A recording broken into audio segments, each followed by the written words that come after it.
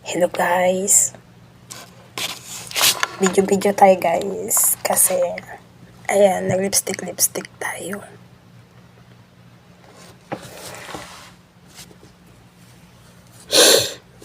Wala lang guys. Kasi, di ako makatulog pa. Dahil yung mga alaga ko, di pa rin natutulog. Alam niyo ba yung yung pagod ka sa pagod.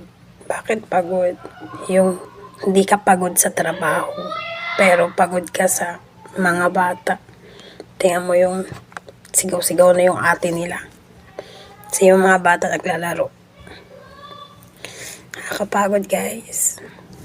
Ano ba? Nakakapagod. Nakakapagod sa utak. Hindi naman nakakapagod ang trabaho. Minsan, ang utak lang. Nakamikap ako guys.